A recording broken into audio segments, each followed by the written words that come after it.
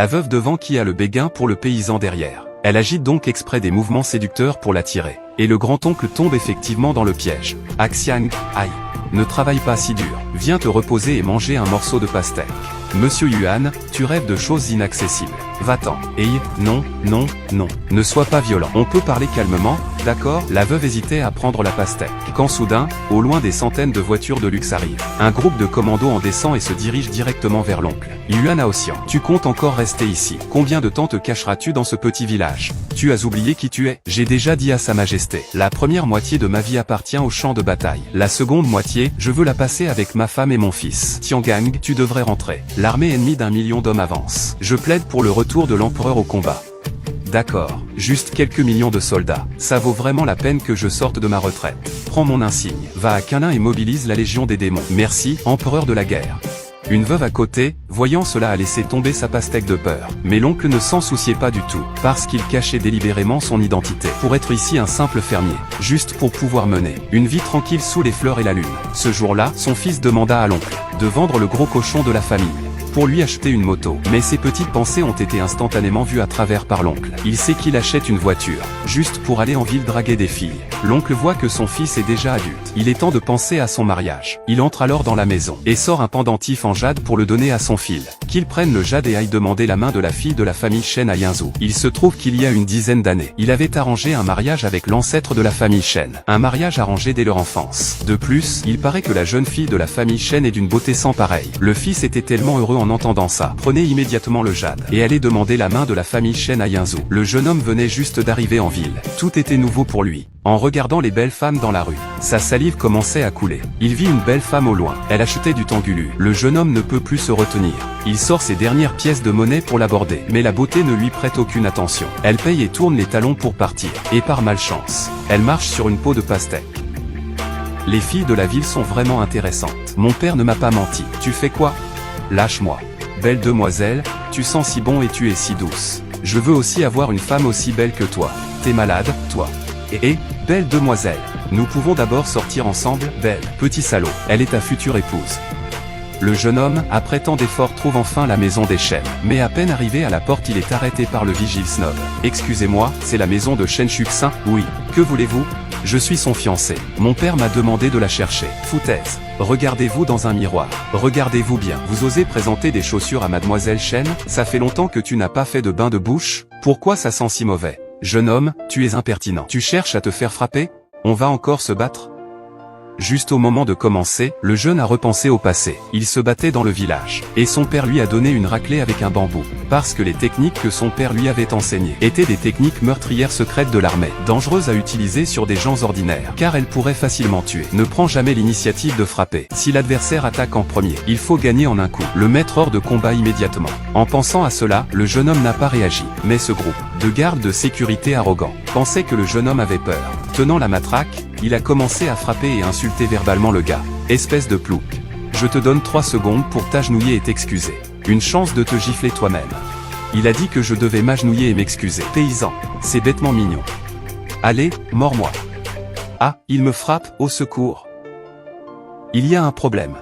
Maintenant, tu vois la puissance du paysan, hein? Ah, au secours, il me frappe. Les deux gardes ne peuvent pas battre le gars. Dépêche-toi d'aller chercher du renfort. Le maître de la famille Shen a découvert que quelqu'un osait semer le trouble devant sa porte. Furieux, il sortit immédiatement avec ses gardes du corps pour montrer sa puissance. Le garde de sécurité qui était encore à terre et ne pouvait pas se lever, se redressa immédiatement en voyant l'arrivée des renforts. Allez dire des médisances au maître de la famille Shen, et dire que ce paysan devant nous veut décrocher la lune, est venu demander la main. Impertinent. Osez faire un scandale devant la maison des Shen. Attrapez-le. Attendez, tu n'es pas mon beau-père, n'est-ce pas? Petit ose encore dire ça. Je te ferai mourir. Tu es Shen Wanai, c'est bien ça? C'est moi.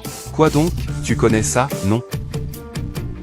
Alors tu es le fils de Yuan Aoxian. Mon père a dit que j'étais fiancé à ta fille, et m'a demandé de la retrouver. Tu rêves en couleur. Toi, un petit mignon, il veut aussi épouser ma fille. Shen Wanai, oh Shen Wanai. Tu ne devrais pas sous-estimer les gens ainsi. C'est incorrect. Qu'est-ce que cela signifie? Tu veux renier ta dette? À l'époque, c'était Yuan Aoxian qui avait fixé ça avec le vieux monsieur. Je n'ai jamais accepté. D'accord. Va voir ton vieux. Quel genre de personne est le vieux? Penses-tu vraiment pouvoir le voir? Je ne parlerai pas avec vous, gens traîtres et déloyaux. Rends-moi le jade. Je vais chercher mon père. Allons-y. Ne regrette pas. Attends. Pourquoi es-tu sorti? J'ai entendu dehors. C'est le chaos. Qu'est-ce qui se passe? Rien de grave. Juste un petit mignon faisant du grabuge à la porte. Toi, le petit mignon, tu romps la promesse de mariage. Et tu dis que je fais du grabuge, rompre le mariage? Qu'est-ce qui se passe? Vieux lundi. Tu te rappelles de ceci? Qui es-tu? Le fils de Haotian. Tu es finalement venu. À quoi cela sert-il que je vienne? Il ne me laisse pas entrer. Qui ne laisse pas entrer? Cette Chuxin est tellement excellente que les fils de grandes familles font la queue pour demander sa main. Tu dis, comment pourrait-elle épouser quelqu'un d'indigne? Petit trésor.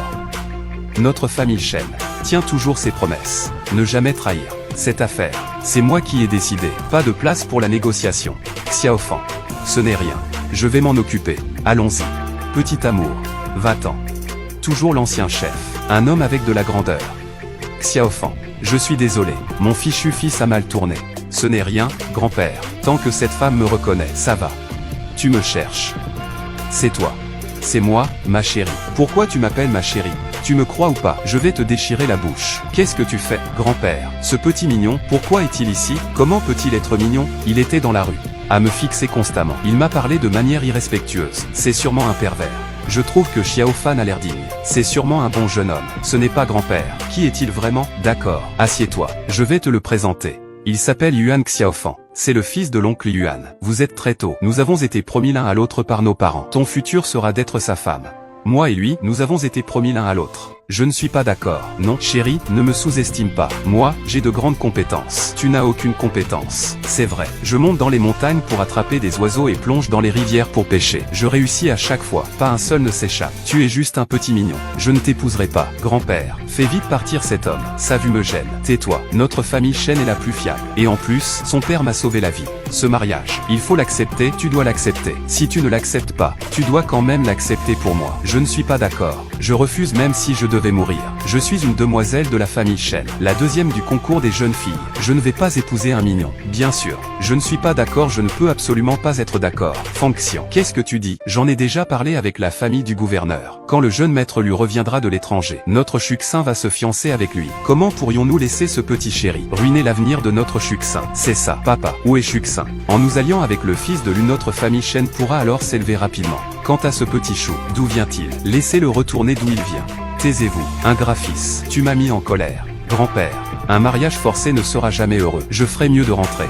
Ces gens ici ne valent même pas nos chiens de campagne. Vraiment. Attendez, vous deux, écoutez-moi bien. Demain, je vais convoquer une réunion de famille pour décider de cette affaire. Réfléchissez bien. Ne me forcez pas à vous chasser de la famille Shen. Tante Mei, Xiaofan, trouve une chambre, installe-toi d'abord. Grand-père, je pense que c'est mieux de laisser tomber. Je pense qu'avec mes talents, trouver une bonne épouse, ce n'est pas difficile. Ça, je le sais. Mais chaque chose a sa place. Ton grand-père, toute sa vie, a toujours tenu parole. Donc cette affaire doit être honorée. Monsieur Yuan, tu dormiras ici ce soir. D'accord. Merci, tante Mei.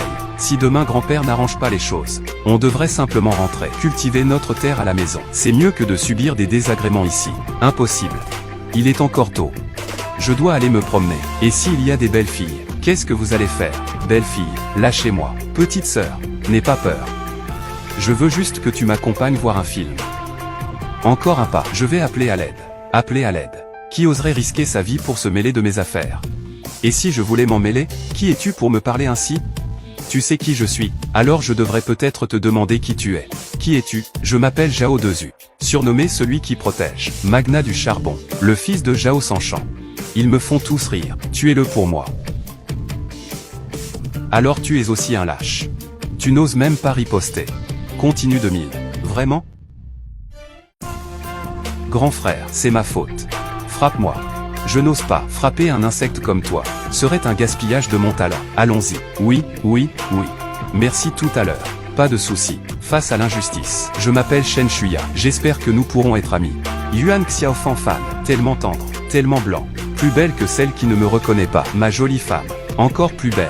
Merci, grand frère, de m'avoir sauvé. J'ai encore quelque chose à faire. Je dois rentrer d'abord.